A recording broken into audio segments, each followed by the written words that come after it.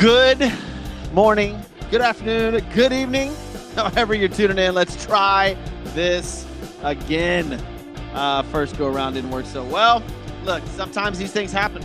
Live shows, pain in the ass sometimes. Welcome into Sports with Balls. I'm your host, Jeff Michael, on a Tuesday. Woo! Couldn't do the show yesterday. Had a lot going on, but we will get into it. Like I said before, man, you got to be. It's hard to talk for 30 minutes straight just on hot topics when there's not a ton of hot topics going on. But we'll get into a little bit today. Got some NBA stuff. Got some Major League Baseball news. Of course, we will talk about the Super Bowl coming up in 5 days. Where are you going to watch it? Where are you going to be? I know where I'm going to be. It's going to be on the screen right here. Christian's Tailgate. Go to christianstailgate.com. Find one near you. They've got drink specials going on all week long. They've got a karaoke thing going on. Man, the place is just badass. It's just badass. Go to christianstailgate.com. Find one near you and just get there. Award-winning food, hamburgers. Like, man, I can't tell you how good these wings were when I went there the other day. It was unbelievable. Go to christianstailgate.com. Find one near you. Get your events together. Get your people together. Go there. Get some food and get some drinks. Also, my buddy Josh Smith over at Modern Home Improvement and Remodeling, 281-949-8925. Give him a shout, modern-homeimprovement.com. Everything that you need fixed in your entire house. Get $500 off when you mention Sports with Balls. Call Josh Smith over there at modern-homeimprovement.com. All right, what we got going on? A lot. Today, what is today? Today's February the 6th, Tuesday, February the 6th, National Frozen Yogurt Day. National Ashley Day. Ouch. So to all the Ashleys out there, happy Ashley Day. By the way, Josh Smith, I think his wife's name is Ashley, so happy Ashley Day to her. National Lame Duck Day, National Chopsticks Day, National Valentine's Shopping Reminder Day. I don't know if you have a significant Valentine that you're going to get something for, but today's a reminder to do that. What is that, next Wednesday? Is that right? I'm going to try to get me a Valentine's Day date. We'll see. We'll see if I'm busy. Ronald Reagan Day, Reclaim Social Day. I don't know what that means. Pay a Compliment Day. So you guys get out there, pay a compliment. It's also Time to Talk Day. Man, there's a ton. My goodness. Wow. There's some badass birthdays today. Bob Marley. It's his birthday today. I'm going to see this movie. I know that you've seen the commercials for Bob Marley's movie coming out. I cannot wait. I think that's going to be absolutely amazing. I've got plenty of high school memories when Bob Marley, we used to jam the shit out of him, man. I think everybody did. Axl Rose, speaking of jamming, Axl Rose, it's his birthday. The picture I'm looking at looks nothing like the Axl Rose that I grew up watching. That's this guy. Look, man, I love Guns N' Roses, but he did not age well. Babe Ruth, man. Happy birthday to the late, great Babe Ruth. Some say the best baseball player to ever play the game. And as I mentioned earlier, Ronald Reagan, War on Drugs. Isn't that him? Yeah, that was him. The War on Drugs, Ronald Reagan. It's his birthday today. I'm going to say you might have lost that war. It's still going. Whatever, man. Speaking of drugs, did you guys see that story? I know that y'all heard about the guy in Kansas City, whatever, where his friends died in the backyard. And then he didn't notice them for 3 days. It's been all over the news. Turns out, drugs. just saying, don't do drugs. Wasn't that Ronald Reagan slogan? Don't do drugs. February the 6th, the Tuesday. There you go. Those are your national holidays, man. All right, Super Bowl's coming up. And we're going to go. I'm going to do today through Friday, and I'm going to try to, over the next few days, get some good prop bets that we're going to figure out. Christian McCaffrey scoring a touchdown, probably. Kelsey, probably. You could parlay that together. But there's going to be some random ones. Like MVP, I know, like, it said today, I read that there's $23.1 billion in bets expected for the Super Bowl. Holy, you know what? 23.1 billion. Look, I'm going to partake. Why not? I am. MVP odds, first touchdown odds, coin flips. Let's do it. I know everybody's got squares going. I love when people do that at their parties. Super Bowl squares are always a blast. That should be more of a thing because you can do squares for any game at any time. Somebody needs to start a Facebook page or something where it's just squares for every, pick 2 or 3 games a night and do squares for them every single time. Just an idea, folks. Let's see. 49ers are dealing with a soft field. So the 49ers are complaining that the turf, and here's the problem, is that I guess where they're practicing UNLV, it has a turf football field, and they lay sod on top of it, so it's very slippery. It's not stable. It doesn't look like the 49ers are complaining too much about it, but it is an issue over there. Now, on the flip side, the Kansas City Chiefs, they're dealing with DWIs from their star quarterback's dad. Man, talk about bad timing. He had pictures with him and Taylor Swift all the last few weeks. Taylor talking about how good of a person he is. His son's in the Super Bowl again. He hauls off and gets a DWI in a car that wasn't registered since 2022. How does that make sense? I know you have money. I know you have ways to get around. You got a 16-ounce can in the cup holder. Got busted for a DWI in a car that wasn't registered since 2022. You know your son is in the Super Bowl. You know if something bad happens to you, what it means. Yet you ride around in a car that has expired registration with a 16-ounce beer in your cup holder, and you're drunk. Wow. That is just not a good look for Mahomes Sr. Like, what are you thinking, bro? My goodness. What else we got, man? As far as the Super Bowl is concerned, I think it's still we're still at 1.5, 2, right? Depending on where you're getting your odds at. And I've been answering these questions over the past probably week or so about who's going to win. And I find it hard to vote. I find it hard to bet against Patrick Mahomes. I don't know if I'm going to take the game per se. I don't know if I'm going to bet on the actual game. I'm probably just going to do a lot of these prop bets because I don't want to bet against Pat Mahomes, but I do think San Francisco has the better team. But, that doesn't mean a lot. Look what happened to the Niners, in the past few games when they played great defenses. The San Francisco 49ers are going up against the second best defense in the entire league, which is the Kansas City Chiefs. San Francisco, Detroit's got a pretty good defense. They were blown out in the first half. So San Francisco is more talented. I agree, but Kansas City's defense, this is a close Super Bowl. I just wanted a high-scoring, close game, 28-27, something like that. That would be fantastic. I see some predictions where it's like 11 or 12-4, and I'm like, or 12-3, and I'm like, what the heck? I don't want to see a Super Bowl game where there's only 2 or 3 touchdowns in the entire game. That would suck. Both these offenses can get it rolling, so let's do it. The last couple of games, let's see. So here's the last 7 games for the 49ers. How many points they've scored? 35, 30, 30, 30, 34, 24 against the Packers. Oh, I'm sorry. 20. Yeah, that's right. Oh, let me go down. I'm sorry. They lost against the Rams at the end. That game didn't count. They set everybody. So 27. And then, okay, so the game I'm talking about with the Ravens, I went from the top up. My bad. So they scored 42 against the Eagles, 28 against the Seahawks, 45 against the Cardinals. They lost to a Ravens team, the number 1 defense in the league, and only scored 19 points. And they're going up against the number 2 defense. And then they scored 27 against the Commanders, bad team. And then they set everybody versus the Rams. And then they scored 24 versus the Packers in the first round. And they scored 34 against the Lions, and most of that was in the second half. And a lot of pressure on Brock Purdy. I know we've talked about this, and I think it's all over the radio about what Brock Purdy's going to do. He doesn't have to do much. 280, 2 touchdowns. I know, Super Bowl, that's a big game. Let's just 230. let's say 30 yards and 2 touchdowns, and you got McCaffrey rushing for 1. That's 21 points. Maybe they get another one, 28. I mean, what is this a rush to, right? So between the Packers and the Chiefs, is it the first to 25?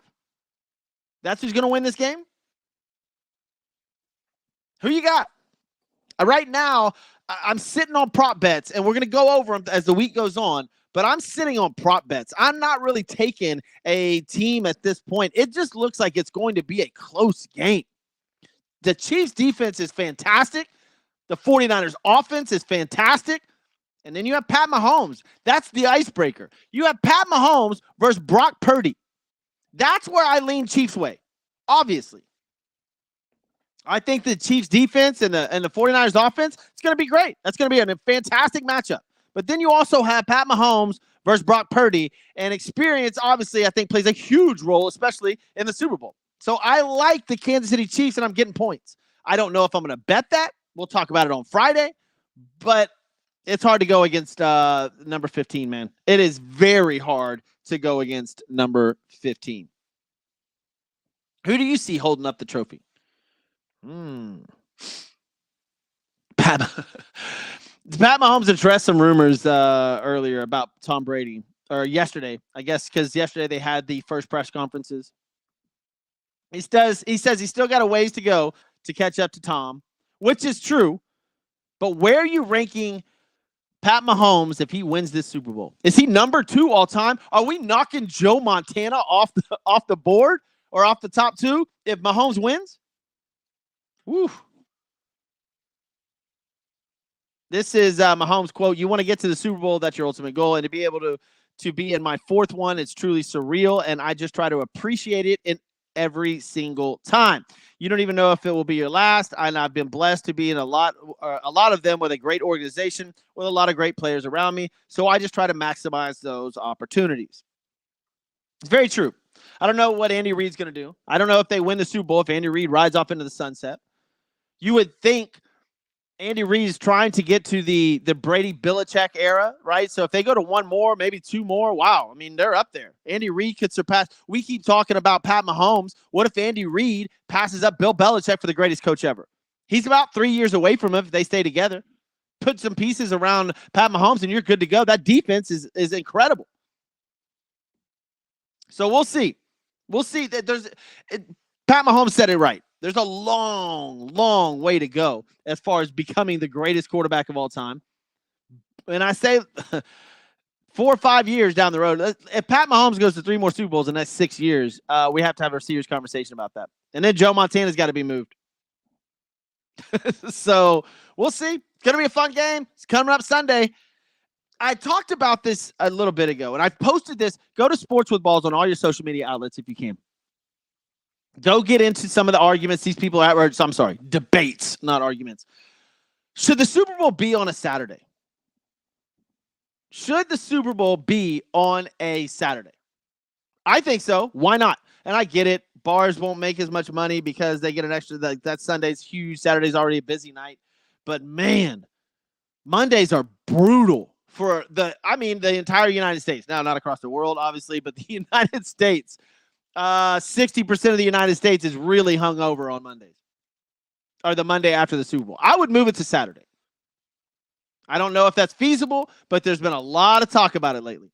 A lot of talk about moving the Super Bowl to Saturday. And I personally would absolutely love it. You can have a blast. You can stay up late. You got all day Sunday to recover, and then you go back to work on Monday. Because Monday's production is terrible.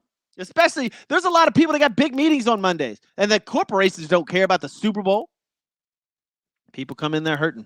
I wonder how many bad mistakes, bad business deals have taken place the Monday after Super Bowl. All right, we'll talk about more, like I said, as we go on throughout the week. I should have a show today, obviously, then Wednesday, Thursday, Friday. We should rock on every single day. All right, what else we got going on? There was a huge, huge deal in Major League Baseball. Bobby Witt Jr. stays with the Kansas City Royals, signs an extension. $228.8 million deal to stay as the shortstop for the Kansas City Royals. I've got his card around here somewhere. I've got 2 or 3 of them, actually. That kid's good. Good for the Kansas City Royals. It's sort of like the Giannis Antetokounmpo, which, by the way, we'll talk about the Bucks here in a few. But it's sort of like Giannis staying in Milwaukee, in a place not a lot of people want to be at. Bobby Witt is now stuck in Kansas City, and good for them. Kansas City's going to have a good baseball team because people will want to play with this kid. He is good. And now he's only 23 years old, and he's with the Kansas City Royals for the next 11 years for almost $300 million. Good for him, man. The kid's good. He deserves it. 6'1", 200 pounds, incredible shortstop. He's sort of like Correa when Correa was not injured. And I guess that's the only thing you're hoping that doesn't happen with Bobby Witt is out of this $300 million in 11 years. Look, he's going to get injured maybe once or twice. You just hope it's nothing long-term. But he's up there now. He's up there with the big dogs. Bobby Witt Jr., $288 million to stay with the Kansas City Royals. 2 years. I give Royals 2 years. They might be really good. A place or a team to actually watch. Do we really want to talk about this LeBron thing, dude? Man. LeBron James and the LA Lakers. It's a story, I guess. They're asking him what he says it has nothing to do with him. Come on, man. We know that's all bullshit. It has everything to do with you. We know you make the calls. We know you can get coaches fired. We know you bring on who you want to bring on. We know you push out who you want to push out. So he says it's not his call. That is an absolute that's a crock of shit, man. Come on, LeBron. Like, for some reason, right now, LeBron James looks dejected. And the first time in a long time, I see him not be real positive. He's not that positive guy anymore. He looks really, really dejected. His quote is, "It's not a question for me," said after closing out the road trip with 26 points on 12 for 22 shooting. I love who we have in the locker room, and that's all I worry about. Are you serious? That's what you like, man. Everybody in the world and even in the NBA knows that's not the truth. You don't just worry about the locker room. You're going to start firing people as soon as you can.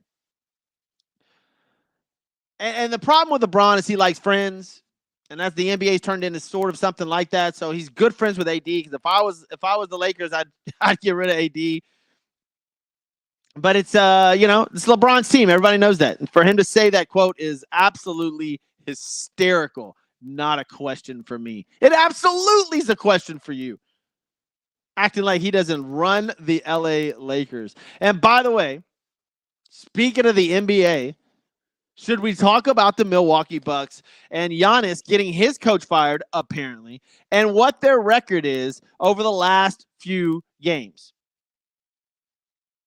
What the hell is going on in Milwaukee? It is unfreaking believable. The drama. If this was the Lakers, you would not be able to stop talking about it on SportsCenter. The issue is it's the Milwaukee Bucks, and they're not that high profile of a team. If it was the Lakers, if it was the Bulls, if it was the Knicks, if it was the Mavericks, oh my gosh, this story would be top of the line. It would be unbelievable.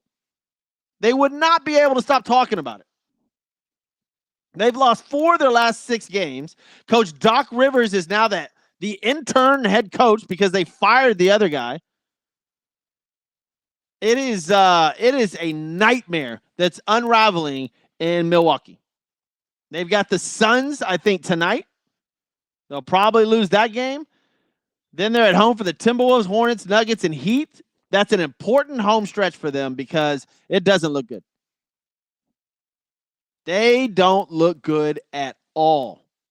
They've dropped a ton in the standings. They're now 3rd. They're 5-5 in their last 10.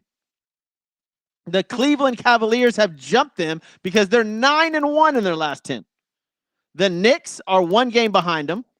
They're 9-1 in their last 10. You're looking at the Milwaukee Bucks, fallen to probably, well, the 76ers got Embiid's hurt, so he won't. They'll keep falling. But the Pacers are moving up a little bit. I could see Milwaukee going down to the 6th, 7th seed. That's how bad they are right now. It is a brutal time to be a Milwaukee Buck. On the flip side of that, Oklahoma City Thunder, 8-2 in the last 10, ahead in the Western Conference. Well, they're tied with Minnesota. Minnesota's playing pretty good. They're 6-4. The LA Clippers putting it all together. A lot of people's favorite. 9-1 in their last 10. Denver 7-3 in their last 10. The Phoenix Suns putting it together. They're 7-3 in the last 10. So you're starting to see some of the cream of the crop pretty rise to the top, if that's the way you want to say it. And I think that you're going to see that in the NBA now. We're getting to the point where we're about to break off to the second half of the season, and some of these teams are going to start playing a little better. We're 50 games in. There's only 82, so we're a little bit over halfway.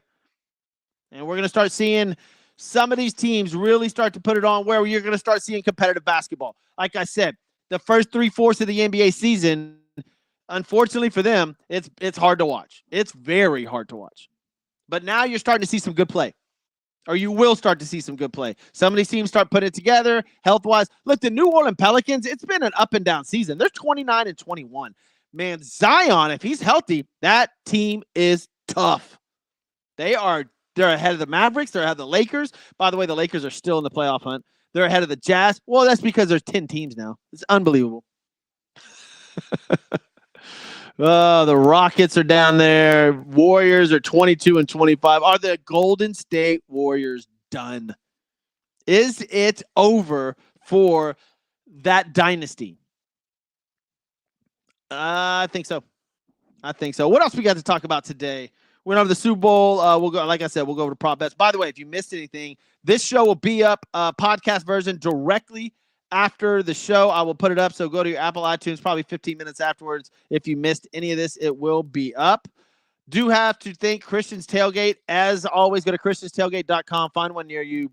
Unbelievable place to watch the Super Bowl, basketball games, NCAA. They've got drink specials. They've got food, award-winning food. Just a phenomenal place to go get you eat and drink on. And go to modern-homeimprovement.com. Get $500 off when you mention Sports with Balls. Get your kitchen, bathroom remodel, new fence, new driveway, whatever, man. The guy fixes your sprinkler system, whatever it is, man. Josh Smith got you covered. Call him 281-949-8925.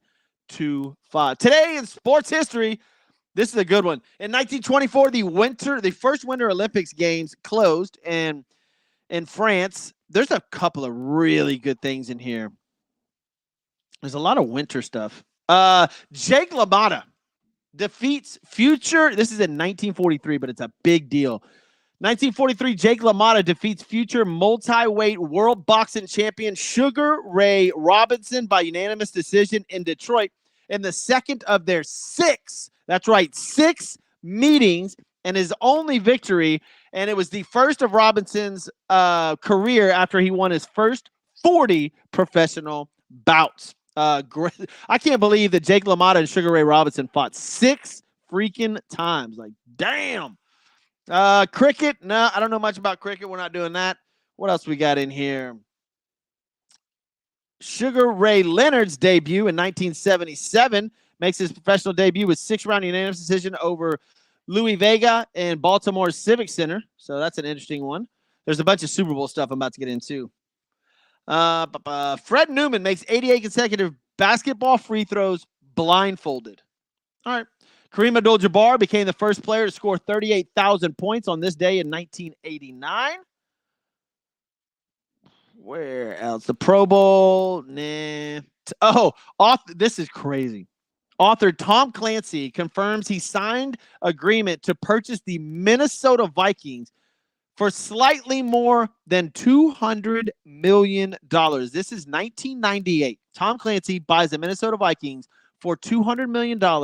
At that time, an NFL franchise record. 1998, folks. That's only 26 years ago. It's in the billions now. $200 million is what he bought the Minnesota Vikings for in 1998. Wow.